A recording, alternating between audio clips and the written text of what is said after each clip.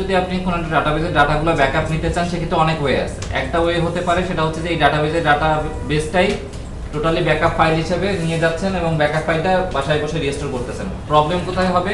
যদি ভার্সনে না মেলে। অর্থাৎ আমার এটা যদি এক ভার্সন এবং আপনার ডাটাবেজের যদি এসকিউএল সার্ভার আরেক ভার্সনের হয়, সেই ব্যাকআপ করতে দিবে না। সবথেকে রাইট অ্যাপ্রোচ হচ্ছে স্ক্রিপ্ট জেনারেট করা। সো আমি স্ক্রিপ্ট জেনারেট করাটাই দেখা দিচ্ছি।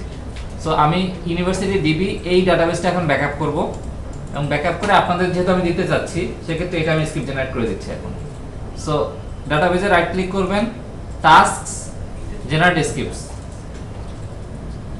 জেনারেট স্ক্রিপ্টে এরকম একটা উইজার্ড আসবে।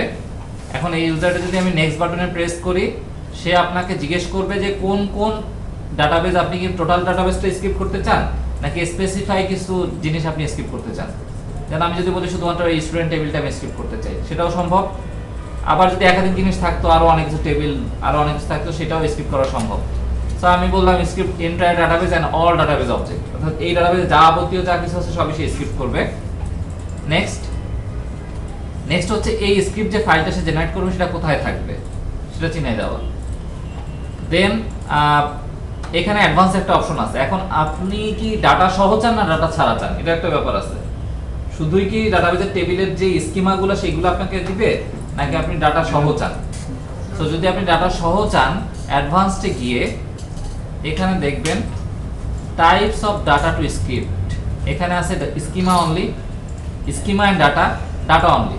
ইভেন এমনও পসিবল যে আপনার কাছে আসলে অলরেডি স্ক্রিপ্ট মানে টেবিলের জেনারেট করা আছে আপনার বাসার পিসিতে, কিন্তু এখানে নতুন কিছু ডাটা তৈরি হয়েছে যেগুলো আপনি নিয়ে যেতে চান। সো আপনি দিতে পারেন ডাটা অনলি।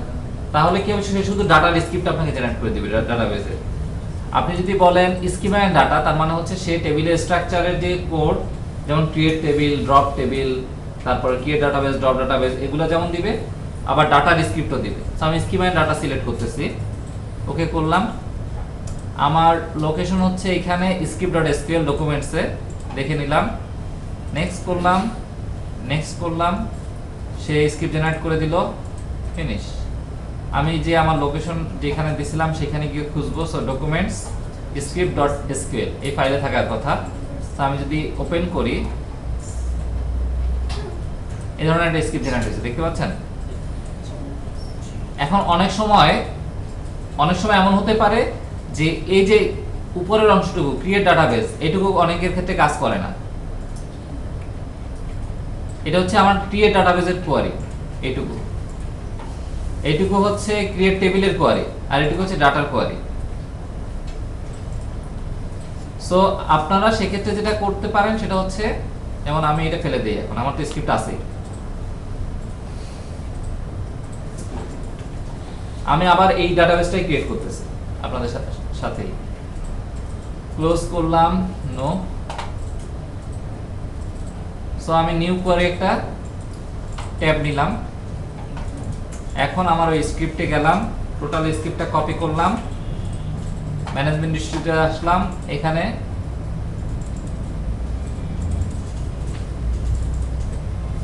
পেস্ট করলাম, টোটাল স্ক্রিপ্ট চলে আসলো। এখন আপনি স্ক্রিপ্টটা রান করে দিবেন। সবকিছু ঠিকঠাক আছে, মানে সবকিছু মানে সে ক্রিয়েট করতে পারছে।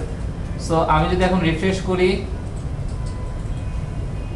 আমি ডাটাবেস রিফ্রেশ করি, সার্ভার রিফ্রেশ করি, এই দেখেন ইউনিভার্সিটি ডিবি নামে ডাটাবেসটা ক্রিয়েট হয়ে গেছে।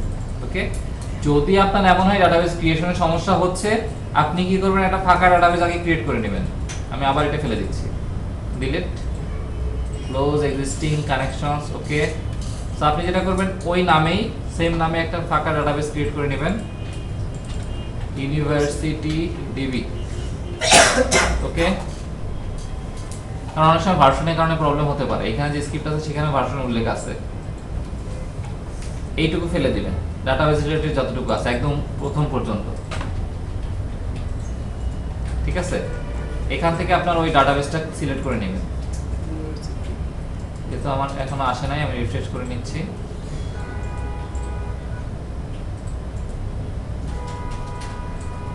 ইউনিভার্সিটি ডিবি ডাটাবেসটা সিলেক্ট করলেন।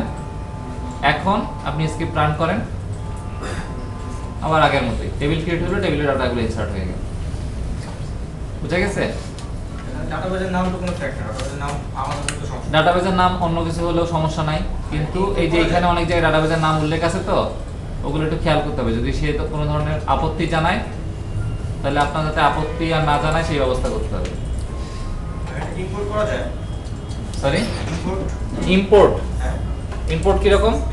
আমি জাস্ট ফাইলটা করে দিলাম। ফাইলটা ডিরেক্ট দেখাই দিবেন তাই? ওয়ে নিশ্চয়ই আছে যে ফাইল ওপেন ফাইল, এখান থেকে এসকিউএলটা দেখাই দিবেন, যে এসকিউএলটা আছে, স্ক্রিপ্ট এসকিউএলটা। এটা তো ওখানে আমি ডাটাবেজে যাবেন না। না না, আপনি ওপেন করলেন আগে, তারপর এক্সিকিউট করলে তারপর ডাটাবেজ এক্সিকিউট হবে। ইম্পোর্টে তো অটোমেটিক হয়ে যাবে। ইম্পোর্ট যেটা বলতেছেন ওটা হচ্ছে রিস্টোর ব্যাকআপ, হ্যাঁ, রিস্টোর করা। রিস্টোর করা, ওইটা আমি আপাতত দেখাচ্ছি না, কারণ এটা ঝামেলা হয় আছে। কারণ আপনার পিসিতে এক ধরনের ভার্সন এসকিউএল সার্ভারের, আপনার সাথে যিনি আছেন তার হয়তো আরেকটা ভার্সন, সমস্যা। কিন্তু স্ক্রিপ্ট থাকলে সবার ক্ষেত্রেই যে ভার্সনে থাকুক ডাজন্ট ম্যাটার, ওইটা দিয়ে রান করলে রান করবে।